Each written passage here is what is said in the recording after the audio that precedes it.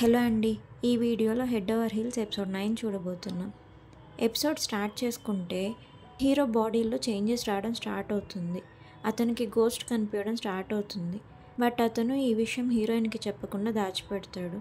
అలాగే కాంపిటీషన్లో పార్టిసిపేట్ చేయడానికి వెళ్తాడు అతను. అటు యమహ హీరో పైన ఎఫెక్ట్ అవ్వడానికి రిచువల్ చేస్తూ ఉంటుంది. అతను కాంపిటీషన్లో పార్టిసిపేట్ చేస్తూ ఉంటాడు.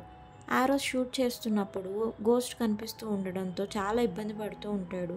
అటు హీరోయిన్ దూరంగా నిల్చొని అతని ఫొటోస్ క్యాప్చర్ చేస్తూ ఉంటే సడన్గా ఆమెకి కొన్ని మంత్రాస్ వినిపిస్తాయన్నమాట. సో ఆమెకు అర్థమవుతుంది యమహ హీరోకి అగెనెస్ట్గా రిచువల్ చేస్తుందని. వెంటనే ఆమె అక్కడే కూర్చొని ప్రే చేయడం స్టార్ట్ చేస్తుంది యమహకి అగెనెస్ట్గా. సో అలా వాళ్ళిద్దరూ కంపీట్ చేస్తూ ఉంటారనమాట. ఇద్దరు వీక్ అయిపోయి వాళ్ళిద్దరి ఇయర్స్లో నుండి బ్లడ్ వచ్చేస్తుంది. బట్ హీరోయిన్ సక్సెస్ఫుల్గా హీరోని ప్రొటెక్ట్ చేయగలుగుతుంది యమహ రిచువల్ నుండి. అలా హీరో కాంపిటీషన్లో విన్ అవుతాడు. కాంపిటీషన్ అయిపోయాక హీరోయిన్ అండ్ జీహా అందరూ కలిసి ఫొటోస్ తీసుకుంటారు. ఆ తర్వాత హీరో నేను ఈ గోల్డ్ మెడల్ తీసుకెళ్ళి మా గ్రాండ్ మాకు చూపించాలి అని చెప్పి అక్కడ నుండి వెళ్తాడు. హీరోయిన్ కూడా నాకు ఇంటి దగ్గర అర్జెంట్ వర్క్ ఉందని చెప్పి ఇంటికి వెళ్తుంది. సో ఆమె వెంటనే ఇంటికి వెళ్తుంది. అటు హీరోయిన్ మదర్ యమహ రిచువల్ చేస్తున్నప్పుడు డోర్ బయట సౌండ్ విని బలవంతంగా డోర్లు ఓపెన్ చేసి ఆమె రిచువల్ స్టాప్ చేపిస్తుంది అనమాట.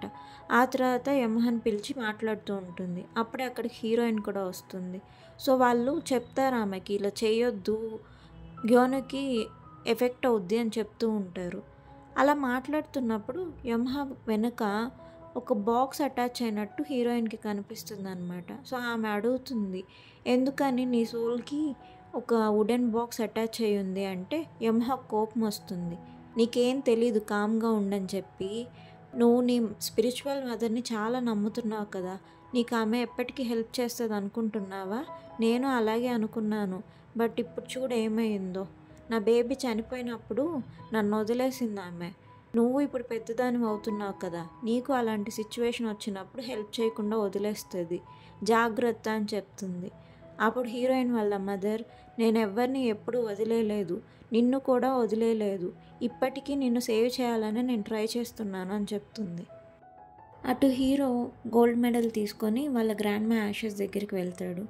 అక్కడ అతను హీరోయిన్ గ్రాండ్ మ్యాన్ మీట్ అవుతాడు అనమాట. సో ఆమెతో చెప్తాడు ఇలా అతను గోస్ట్ని చూడడం స్టార్ట్ అయిందని చెప్పి. అప్పుడు ఆమె నువ్వు ఫస్ట్ స్టేజ్ రీచ్ అయిపోయావు, సెకండ్ స్టేజ్ కూడా ఈజీగానే రీచ్ అయిపోతావు, చాలా జాగ్రత్తగా ఉండాలి. నీకు సొంగ ఏదైనా పర్సనల్ ఐటమ్ ఇచ్చిందా ఆమెది నీ దగ్గర ఎప్పుడు పట్టుకోమని అంటే అతను లిప్ బామ్ ఇస్తాడు ఆమెకి.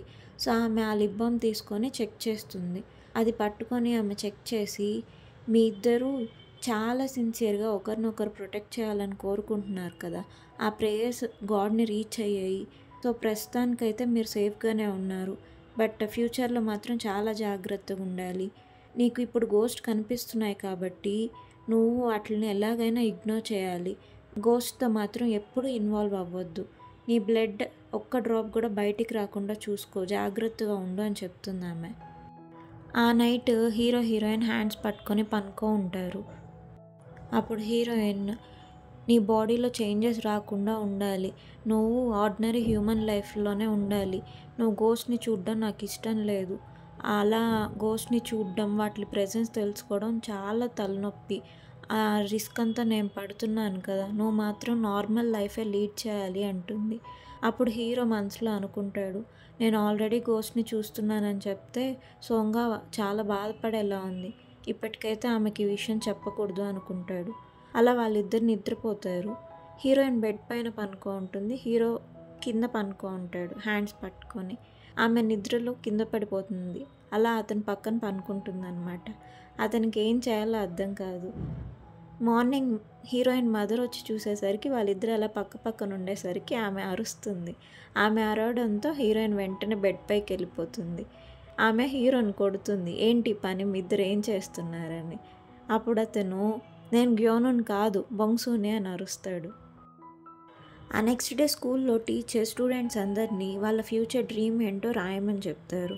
స్టూడెంట్స్ అందరూ వాళ్ళ డ్రీమ్స్ రాసి ఆ పేపర్స్ టీచర్కి సబ్మిట్ చేస్తారు. అవన్నీ చెక్ చేశాక ఆ టీచర్ హీరోయిన్ అండ్ హీరోని స్టేజ్ పైకి రమ్మంటాడు. మీ ఇద్దరి డ్రీమ్స్ చాలా వియర్డ్గా ఉన్నాయి, రిమైనింగ్ అందరు స్టూడెంట్స్ డ్రీమ్స్ నార్మల్గా ఉన్నాయి, మీ ఇద్దరు ఎందుకు ఇలా రాశారు, మీరే క్లాస్ అందరి ముందు మీ డ్రీమ్స్ ఏంటో చెప్పండి అంటూ అడుగుతారనమాట. సో హీరోయిన్ ఆమె రాసిన డ్రీమ్ గురించి చెప్తుంది. నేను సక్సెస్ఫుల్గా అందరిలాగే నార్మల్ స్టూడెంట్ లాగా లైఫ్ లీడ్ చేసి గ్రాడ్యుయేట్ అవ్వాలనుకుంటున్నాను, గ్రాడ్యుయేషన్ సెరమనీలో హ్యాపీగా ఉండాలనుకుంటున్నాను, అదే నా డ్రీమ్ అని చెప్తుంది. అప్పుడు టీచర్, స్టూడెంట్స్ అందరూ గ్రాడ్యుయేట్ అవుతారు కదా, ఇది ఎలాంటి డ్రీమ్, ఇది చాలా నార్మల్, ప్రతి ఒక్కళ్ళు కాలేజ్ నుండి గ్రాడ్యుయేట్ అవుతారు కదా, ఇలా కాదు, ఏదైనా మంచి డ్రీమ్ గురించి రాయాలి అంటారు. ఆ తర్వాత హీరోని అతని డ్రీమ్ ఏం రాశాడో చదవమంటే బొంసు ఆ పేపర్ తీసేసుకొని నేను కరెక్ట్ చేసుకొస్తాను, నాకు చదవాలని లేదని చెప్పి వెళ్ళిపోతాడు. అప్పుడు హీరోయిన్ వాళ్ళ సీట్కి వెళ్ళి కూర్చున్న తర్వాత బొంసు దగ్గర నుండి పేపర్ తీసుకొని అసలు ఏం డ్రీమ్ రాసావు నువ్వు అని చూస్తే అతని పేపర్లో అడల్ట్ అవ్వాలని రాసుంటాడనమాట. అది చూసి నవ్వుతుంది ఆమె. ఆ తర్వాత బ్రేక్ టైంలో జీహోతో అంటుంది, బొంసు పాస్ట్లో ఎలాంటి లైఫ్ లీడ్ చేశాడో అర్థం కావట్లేదు, అతని డ్రీమ్ మంచిగా అడల్ట్ అవ్వాలని ఉంది, పాస్ట్లో ఏం చేశాడో మరి అలాంటి డ్రీమ్ ఉంది అతనికి అంటూ ఉంటుంది. అప్పుడే హీరోయిన్ క్లాస్ రూమ్లోకి మోబం వస్తూ ఉంటే అతన్ని సూసైడ్ గోస్ట్ ఫాలో అవడం అబ్జర్వ్ చేస్తుందన్నమాట. యాక్చువల్లీ అతని పాత స్కూల్ మేట్స్ బుల్లీ చేస్తూ ఉంటారనమాట.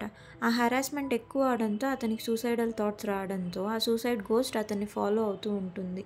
ఇది అబ్జర్వ్ చేసిన హీరోయిన్ బ్రేక్ టైంలో హీరోని లైబ్రరీ దగ్గరికి రమ్మని చెప్పి హీరోకి మొత్తం చెప్తుంది. మోబంని ఇలా సూసైడ్ గోస్ట్ ఫాలో అవుతుంది, ఆ గోస్ట్ చాలా పవర్ఫుల్, నువ్వు జాగ్రత్తగా ఉండాలి, ఆ గోస్ట్తో మాత్రం ఇన్వాల్వ్ అవ్వద్దు అని చెప్తుంది ఆమె. అప్పుడు అతను ఓకే చెప్పి, ఏంటి నీ హ్యాండ్స్ వేడిగా ఉన్నాయి, నీకు ఫీవర్ వచ్చినట్టుందని ఆమె ఫోర్ హెడ్ పైన టచ్ చేసి నీకు ఫీవర్ వచ్చినట్టుంది అంటే ఆమె తెలుసు ఇదంతా నాకు డివైన్ పనిష్మెంట్ స్టార్ట్ అవ్వడం వల్లనే, నేను నిన్ను ప్రొటెక్ట్ చేయడానికి యమహాకి అగెనెస్ట్గా రిచువల్ చేశాను, సో అందుకని నాకు పనిష్మెంట్ పడింది, ఫ్యూ డేస్ నాకు ఇలాగే ఉంటుంది, కొద్ది రోజుల తర్వాత తగ్గిపోతుంది, అప్పటి వరకు ఏం చేయలేను, రెస్ట్ తీసుకోవాల్సిందే అని చెప్తుంది. అటు యమహ హీరోయిన్ చెప్పిన మాటల గురించి ఆలోచిస్తూ ఆమె వుడెన్ బాక్స్ గురించి మాట్లాడింది కదా, అదంతా ఆలోచించి ఆమెకు అర్థమయ్యి హీరోయిన్ మదర్ దగ్గరికి వెళ్ళి గొడవ పెట్టుకుంటుంది. సోంగా నా సోల్కి ఒక వుడెన్ బాక్స్ అటాచ్ అయి ఉందని చెప్పింది, అది నా చనిపోయిన బేబీ కఫెనే కదా, ఇన్ని రోజులు నీకు తెలిసి కూడా ఎందుకు చెప్పలేదు, నా బేబీ కఫెన్ నా సోల్కి అటాచ్ అయ్యి ఉందని ఎందుకు చెప్పలేదని ఆమె ఏడుస్తూ గొడవ పెట్టుకుంటుంది. అప్పుడు హీరోయిన్ మదర్, ఏం చేయమంటావు, నువ్వు ఆ చనిపోయిన బేబీకి అంత అటాచ్ అయిపోయి ఉన్నావు, ఏం చేసినా కూడా మీ ఇద్దరు అటాచ్మెంట్ ఎవరిని రిజాల్వ్ చేయలేకపోతున్నావు, నీకు చెప్పినంత మాత్రాన నువ్వేం చేస్తావు, నువ్వు ఆ బేబీని మర్చిపోమంటే అలా చేయలేకపోతున్నావు, అందుకనే మేము కూడా నీకు చెప్పలేకపోయామని చెప్తుంది. ఆ నెక్స్ట్ సీన్లో స్టూడెంట్స్ అందరూ కుకింగ్ క్లాస్ అటెండ్ అవుతారనమాట. సో స్టూడెంట్స్ అందరూ కుకింగ్ చేస్తూ ఉంటారు. అప్పుడు జినోంగ్ దోహ్యూన్ చూస్తూ ఆమె అతని పప్పీలాగా రీఇన్కార్నేట్ అయ్యిందని చెప్తూ ఉంటే వాళ్ళ ఫ్రెండ్ అక్కడ, నీ పప్పీ కన్నా దోహ్యూన్ చాలా పెద్దది, నీ పప్పీ చనిపోయి ఆమెలాగా తిరిగి పుట్టిందంటే నువ్వెలా నమ్ముతావు, ఇంత చిన్న లాజిక్ ఎలా మిస్ అయ్యావు, ఆమె నీ పప్పీ కాదు, ఇంక చాలు నీ నాన్సెన్స్ ఆపు అంటారు. కుకింగ్ క్లాస్ అయిపోయాక క్లాస్లో ఒక నైఫ్ మిస్ అవుతుందన్నమాట. తీరా చూస్తే మోబం ఆ నైఫ్ తీసుకొని వాష్రూమ్ దగ్గరికి ఏడుస్తూ వెళ్తూ ఉంటాడు. ఇదంతా హీరోయిన్ అండ్ హీరో చూస్తారు. సో అతను ఏ రాంగ్ డెసిషన్ తీసుకోకుండా ఉండాలని చెప్పి అతనికి హెల్ప్ చేయాలని చెప్పి వాళ్ళిద్దరు కూడా అతన్ని ఫాలో అవుతూ రెస్ట్ రూమ్ లోపలికి వెళ్తారు. అతను రెస్ట్ రూమ్లో లాక్ చేసుకొని నైఫ్తో వెళ్ళుంటాడనమాట. సూసైడ్ గోస్ట్ కూడా అతన్ని ఫాలో అయ్యి లోపలికి వెళ్ళుంటుంది. బయట నుండి హీరోయిన్ అండ్ హీరో అతన్ని కన్విన్స్ చేస్తూ ఉంటారు, ఎలాంటి రాంగ్ డెసిషన్ తీసుకోవద్దు, నీకెంత కష్టం ఉన్నా మేము హెల్ప్ చేస్తాము, ఏం చేయొద్దు అని చెప్తూ ఉంటారు. ఎంతకీ అతని దగ్గర నుండి రెస్పాన్స్ రాకపోయేసరికి హీరో గట్టిగా ఆ డోర్ బ్రేక్ చేస్తాడనమాట. ఆల్మోస్ట్ మోబం అతను వ్రిస్ట్ కట్ చేసుకోబోతూ ఉంటాడు నైఫ్తో. సో అతన్ని ఎలాగైనా ఆపాలని హీరోయిన్ అతనితో నైఫ్ లాక్కోవడానికి ట్రై చేస్తూ ఉంటారు. ఆ ప్రాసెస్లో హీరోకి చిన్న స్క్రాచ్ పడుతుందన్నమాట. సో బ్లడ్ వస్తుంది. ఆ తర్వాత హీరో కొద్దిసేపు రెస్ట్ తీసుకొని నిద్ర లేచి ఇప్పుడేం కాలేదు, నాకు అంతా బాగానే ఉంది అని చెప్తాడు. హీరోయిన్ హ్యాండ్ పట్టుకొని ఉంటాడు అతను. ఆ తర్వాత ఆమెతో నీకు ఫీవర్ ఎక్కువైనట్టుంది, మనం ఇంటికి వెళ్దాము, నువ్వు రెస్ట్ తీసుకోవాలి అని చెప్తాడు. సో వాళ్ళిద్దరూ సైకిల్లో ఇంటికి వెళ్తారనమాట. ఆ తర్వాత అతను హీరోయిన్ని దగ్గరుండి చూసుకుంటాడు. ఆమెకి ఫుడ్ ఫీడ్ చేసి ఆమె పనుకో ఉంటే ఆమె రెస్ట్ తీసుకునేలాగా చూస్తాడు. ఆమె నిద్ర లేచాక ఇప్పుడు నాకు ఫీవర్ తగ్గింది, పనిష్మెంట్ కూడా తగ్గినట్టుంది, నువ్వు ఇవాళ అసలు ప్రాక్టీస్ చేయలేదు కదా, స్కూల్కి వెళ్ళి ఆర్చరీ ప్రాక్టీస్ చేద్దాం పదా అంటే అతను ఎంత వద్దన్నా ఆమె ఒప్పుకోదన్నమాట. నాకు ఇప్పుడు ఎనర్జీ ఉంది, రెస్ట్ తీసుకున్నాను, ఇంకా వెళ్ళి ప్రాక్టీస్ చేద్దాం, మెయిన్ కాంపిటీషన్లో నువ్వు పార్టిసిపేట్ చేయాలి కదా అని చెప్పి కన్విన్స్ చేస్తుంది. సో వాళ్ళిద్దరు మళ్ళీ స్కూల్కి వెళ్తారు ప్రాక్టీస్ చేయడానికి.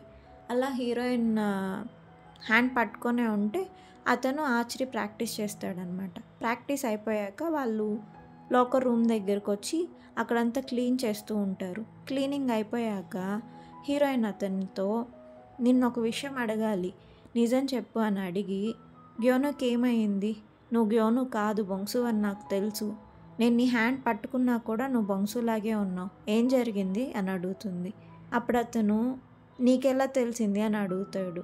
అప్పుడు ఆమె చెప్తుందనమాట, ఆర్చరీ ప్రాక్టీస్ చేసేటప్పుడు గ్యోనుకి ఒక హ్యాబిట్ ఉంది, అతను ఇలా ఫింగర్స్ని టచ్ చేసి 3 times ఆ తర్వాత ఆరో షూట్ చేస్తాడు, ఇవాళ ప్రాక్టీస్ చేస్తున్నప్పుడు నువ్వు అలా చేయలేదు, అప్పుడే అర్థమైంది నువ్వు బొంగ్సువి గ్యోనువి కాదని అంటుంది. అలా ఈ ఎపిసోడ్ ఎండ్ అవుతుంది. తర్వాత ఏం జరుగుతుందో నెక్స్ట్ ఎపిసోడ్లో చూద్దాం. Thank you for watching.